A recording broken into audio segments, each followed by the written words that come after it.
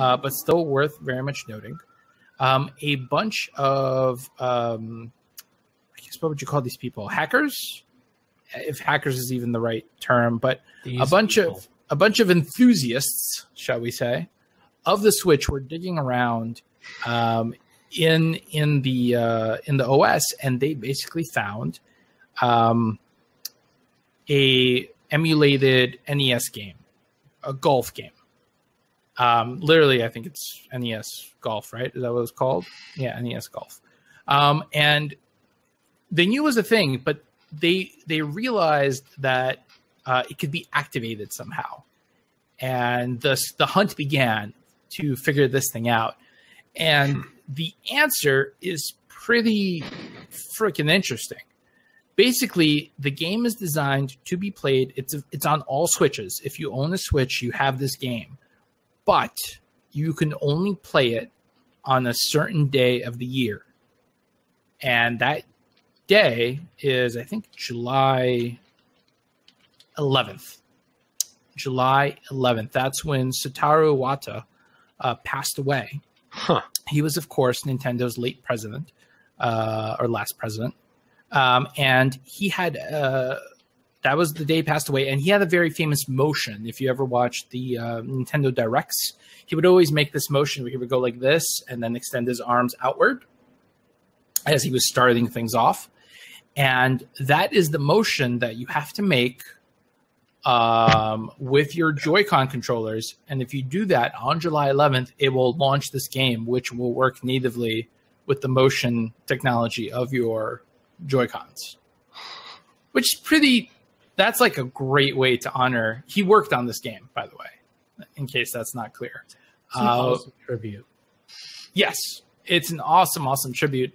And the only interesting thing is that is one of the coolest Easter eggs I've ever heard of. What I'm curious is, because obviously Nintendo didn't want to talk about this. July 11th has passed. They didn't mention this at all.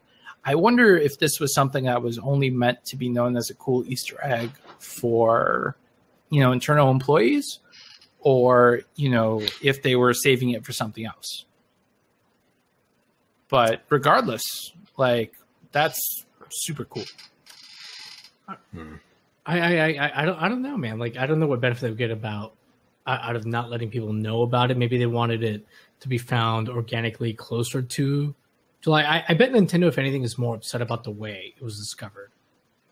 And yeah, so I mean, once it was found out, then people just started sort of, everyone loves a good mystery, so people just started, trying to get it to work any way they could.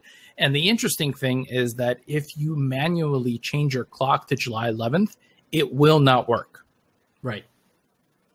Because there is a second internal clock that is in the Switch that is synced up if you ever connect it to the internet. So yeah, I think you have to completely let the battery run out or something to get it to reset for X amount of time or something like that. Yeah. So unless you've never ever connected your Switch to the internet, not even once, switching it to July 11th will not work for you. And you could try your Hell's method where you let the battery die, but probably won't work. Probably won't work either, to be honest. But yeah, still, the thing is, it's Nintendo and their secret second clocks. Right? Only Nintendo. No, I'm sure the other companies. Yeah, sorry. I don't know what that is. I'm late. Yeah, you got a slight delay on your conversation. Okay, I had a girlfriend like that. Got rid of I was going to answer the mail from the government. I was going to say that, I don't think Nintendo wants people to find out about this one because obviously, July 11th isn't that long ago, relatively speaking. And now that people said, from Nintendo.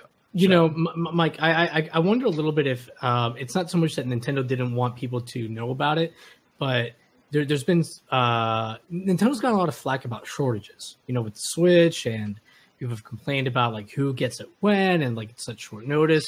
Maybe Nintendo was We don't want to like advertise something like, hey, there's this great tribute to this man that like so many Nintendo fans loved, and oh, you can't access it because you don't have a Switch because we didn't make enough. Like maybe they just didn't feel like it was the right time. Maybe next July they'll make a big deal out of it. So I kind of wonder if that played into it a little bit, where like they kind of painted themselves into a corner a little bit. So even if they wanted to like publicize it, they would have seemed like assholes in a way. I mean, I don't know. I think it all depends on how they went about doing it. I think there would have been a respectful way to publicize it. Yeah. That's an interesting point, that there is a bit of a shortage. But yeah, I mean, at the end of the day, their heart is in the right place. This is a really, really sweet tribute to a man that was incredibly influential for Nintendo. And I do hope that, because this is one of those things where, you know, if you're not like a big gamer who like constantly reads gaming news, you miss this, right? Like you don't know about it. So I do hope that, you know, next July 11th, we do see this kind of crop up, and that everyone gets a chance to, you know, experience the game together. Well, we'll fucking see. Yeah. I blame the 4 Loco for everything from here on out. I feel like it just took over me. Damn you, 4 Loco! I was like, I told myself, I'm gonna hold out to this story. That's smart. That's smart.